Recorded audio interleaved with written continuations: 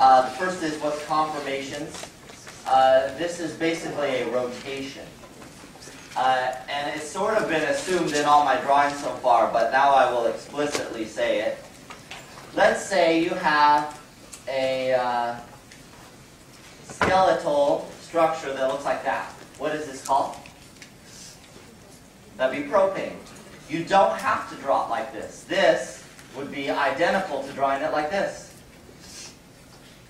Or you could draw it like this. Or you could draw it like this. Whatever. You can rotate it in any way in space that you want to. Those are called conformers or conformations. Because what happens, they're all single bonds, and single bonds can freely rotate in space, all kinds of different wiggly positions, like a snake. So it does not, these are all still propane, they're all the same molecule. They're just oriented in space differently. So don't let that throw you. So if I draw a molecule like this, okay, that is really, what's the longest chain here? 1, 2, 3, 4, 5, 6, 7. So this is the same as drawing this, with 2 methyl groups on the 1, 2, 3, and the 5. 1, 2, 3, and 5. Those are the same. Those are called conformers, just rotating them differently. Here I drew the main chain just kind of wiggly, and here I drew it just straight up, zigzagging straight across the page, with these 2 methyl groups now pointing downwards. So those are conformers of each other. Those are equivalent structures. And when you take the big time OChem, if you do, you'll get more craziness than this, but that's just to show you that you can draw it different ways. Isomers, specifically structural isomers first, or what's called constitutional. Same thing. Constitutional or structural isomers. Isomers are when you have the same molecular formula, but the compound is different. So you reattach bonds, move things around spatially. The constitutional specifically is when you have different connectivity. Okay? So an isomer, same molecular formula, different compound. Structural specifically is when the connectivity changes. So I'll give you an example. C4H10, what is that molecule? Yeah, I could draw it as a butane, like that. Or I could draw it as a propane with a methyl at the 2 position. These both have 4 carbons and 10 hydrogens. So these are called structural or constitutional isomers. And the first one's unbranched, the second one's branched. It can get more complicated than this if you want it to by just drawing bigger molecules. Okay, so let's say you get really big, C6. This is going to start to get messy. So my method of drawing, and a common question, draw all the isomers. So for this one, if I have to draw all the isomers, what I do is draw the straight unbranched chain first. So this would be a hexane, like that. Then what I do is go smaller and smaller. So that's the 6 chain here. Now I'll go down to the 5, a pentane, and I'm going to remove 1 carbon group and say I put it here. Where else could I put it? I could put it in the middle. Is there anywhere else I could put it? Where do you want to put it? You want to put it in the 4th position? If I do this, what's that? Yeah, you'll notice that this is called 2-methylpentane. And this is 2-methylpentane. If it has the same name, it's the same thing. If I see Bob Nguyen in one place, and then I see Bob Nguyen somewhere else, that's the same humanoid.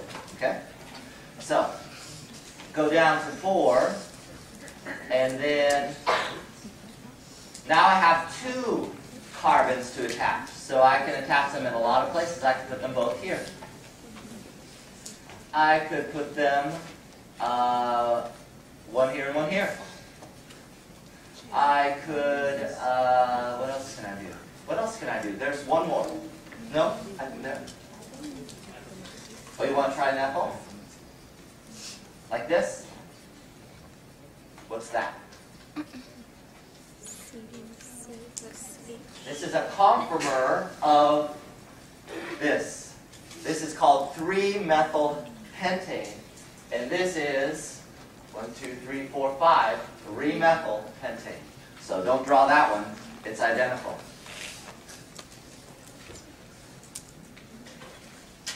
Okay, I think I got them all. So there's a total of, for this one, 1, 2, 3, 4, 5.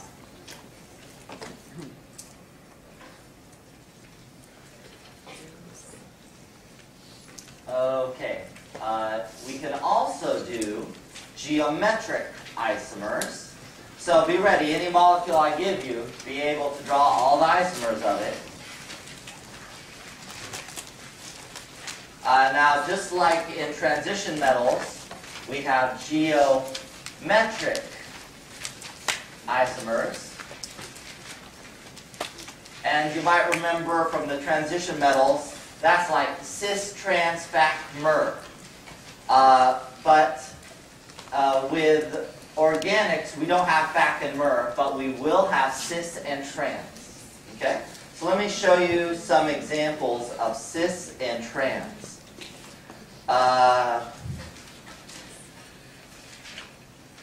Let's say I have a double bonded species and 2 chlorines here. If I have 2 chlorines on the same side, what do you think that's called, cis or trans? That's a cis. I could also draw the 2 chlorines on opposite sides. That's trans. So you'll see cis and trans in one location on alkenes. So alkenes will tend to have cis and trans. So you've heard of like trans-saturated fats. Those are fats with double bonds, and everything's in the trans position. Okay? You can also have cis and trans on rings. So let's take a cyclopropane, and let's put 2 methyls on it. I can put a methyl pointed up and a methyl pointed down on another position.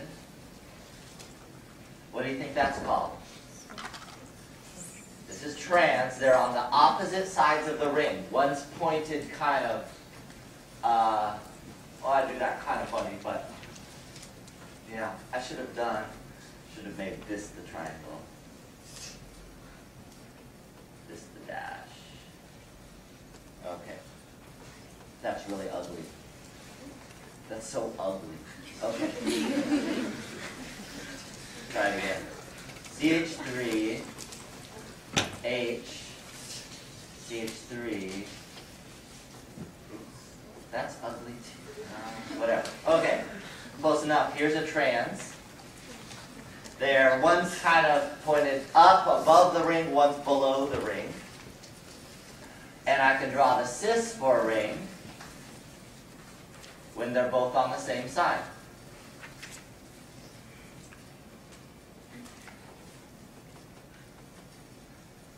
Okay?